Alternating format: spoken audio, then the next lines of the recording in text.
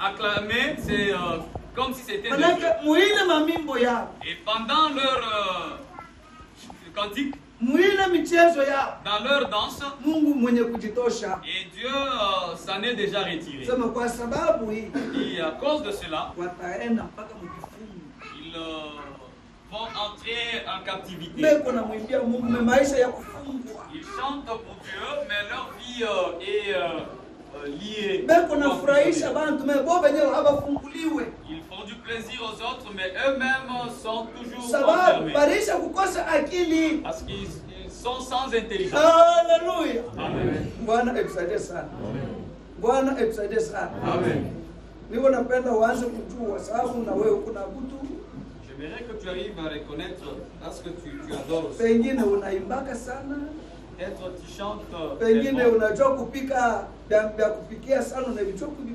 Peut-être tu joues aussi aux instruments. Mais tu n'es pas délivré. Amen. Sur notre lecture, nous allons nous baser sur le 18e verset. Il dit, un homme d'entre ceux-là qui sont venus auprès du roi lui dit ceci.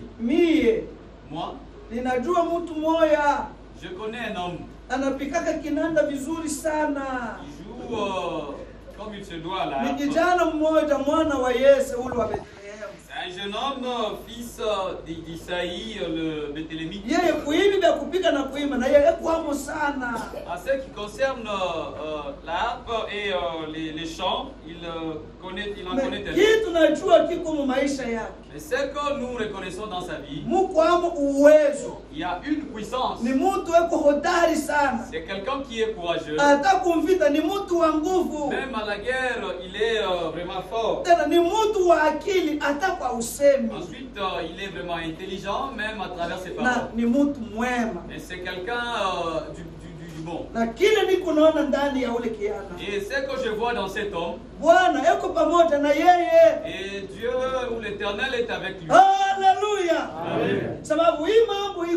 Car à ce qui concerne ce problème, ne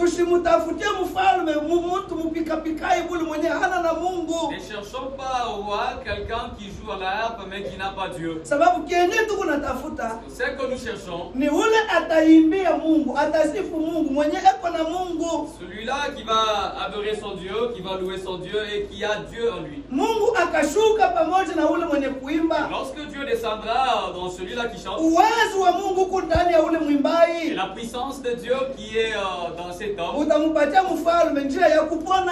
accordera au roi la voie de la liberté ou de la vie.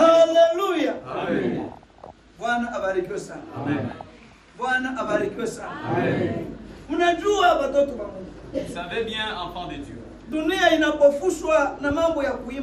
le monde est aveuglé à travers les cantiques ou les chants.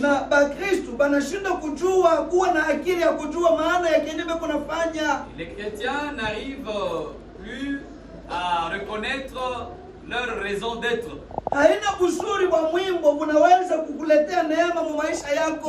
Ce n'est pas chanter comme il se doit qui pourra t'accorder la grâce dans ta vie. Cherchant à ce que le roi soit délivré, pour que le roi soit guéri, nous ne devons pas amener n'importe quel choriste. Parmi tous ceux-là qui chantent, le prophète Esaïe en a déjà parlé. Tout ce qu'ils sont en train de faire, ils le font sans pour autant s'occuper de mon œuvre. Ils ne s'accrochent pas à l'œuvre que j'ai déjà réalisée. C'est-à-dire ils le font pour les plaisirs des autres. Mais si nous voulons voir le roi être guéri, l'homme que je connais et que j'ai remarqué, Quelqu'un qui est intelligent. Ni mtu mwenye na uwezo. Quelqu'un qui a la puissance. Mtu ako hodari. Quelqu'un qui est voyant. Mtu mwenye na usemi mzuri. Quelqu'un qui a de belles paroles. Ni mtu mwema. C'est un homme de bien. Na kile tuko naona mu maisha yake. Et ce que nous remarquons dans sa vie, eko pamoja na Mungu. Il demeure ensemble avec Dieu. Bwana abarikiwe sana. Amen. Bwana abarikiwe sana. Amen. Ukashuka mistari ya kule chini. Si vous lisez les versets suivants, mwache nisome hapo. Je vais lire moi-même. Verset 23. Nous sommes dans le 23e. Sema na ilikuwa wakati roho mbaya toka kwa Mungu ilipokuwa juu ya Saulo, Daudi akatoa kinubi akapika na mkono wake, hivi Saulo akapewa nguvu, akapona, roho mbaya ikamondokea.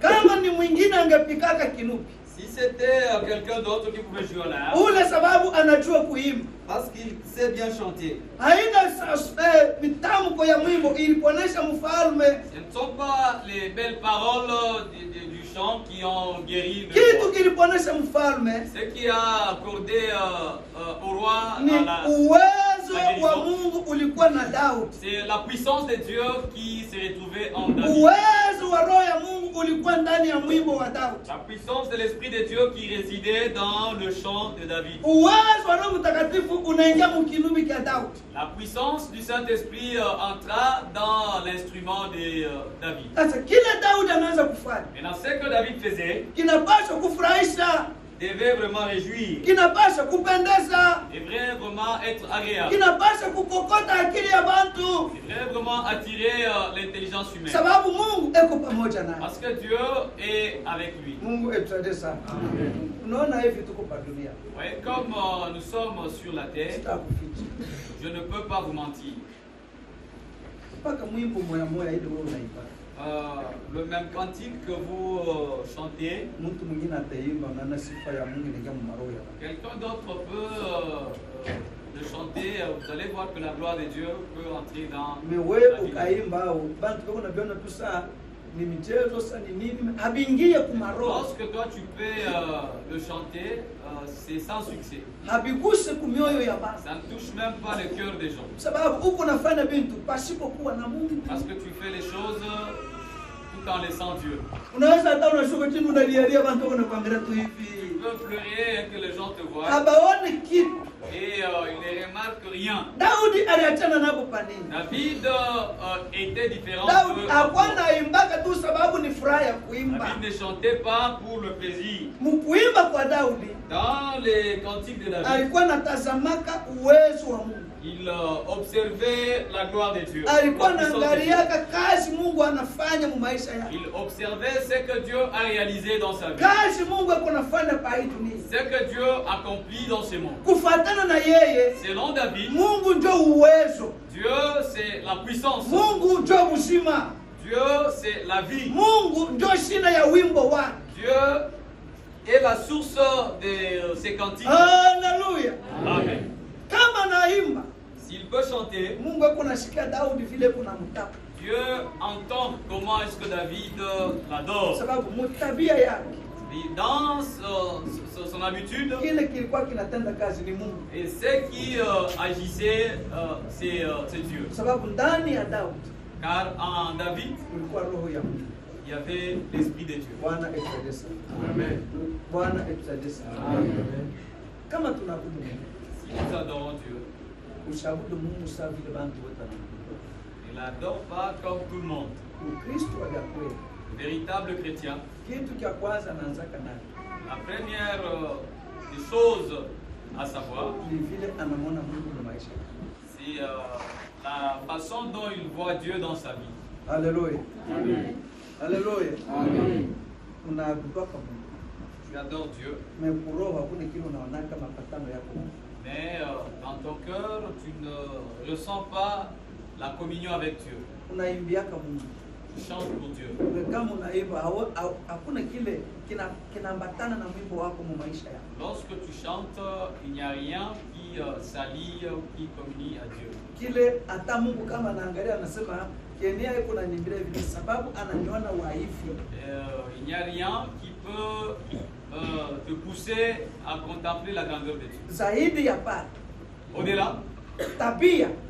Le comportement. Ndio kitu cha kwanza cha kukubaliwa. Yote tunataka kufanya kwa hii dunia. La première des choses à être agréé sur tout ce que nous pouvons faire sur la terre. Kama nitaimba na kuchezea Mungu. Si je peux chanter, danser pour mon Dieu. Haifai tabia yangu iwe ya kuachana vile niko nafanya. Il ne faudrait pas que mon comportement soit différent de ce que je chante là mes cantiques. Alléluia. Amen. Kama nitamsifu Mungu bantu nabo watasema Bwana namwimbia Mungu sana. Si je peux louer Dieu et que les gens disent aussi cet homme a tellement loué Dieu. Kama tu banasoma makosa yao. Si les gens peuvent lire des erreurs, Kusema hauna na Mungu. c'est-à-dire que tu n'as pas Dieu. Sababu mtu yafaa bakusome. Quelqu'un ou la personne on doit vraiment Yafaa bakuangalie. devons vraiment t'observer. Alléluia. Amen. Banasema hivi yako nafanya. Ce qu'il est en train de faire, Ni vya kweli. c'est réel. Huyu mtu anamjua Mungu. Cet homme ici connaît Dieu. Huyu mtu yuko naheshimia Mungu. Cet homme honore Dieu. Sababu banaanza kuleta masababu. Ils vont maintenant commencer à donner les raisons. Vile beko unaona tabia huko naishi. Tels qu'ils voient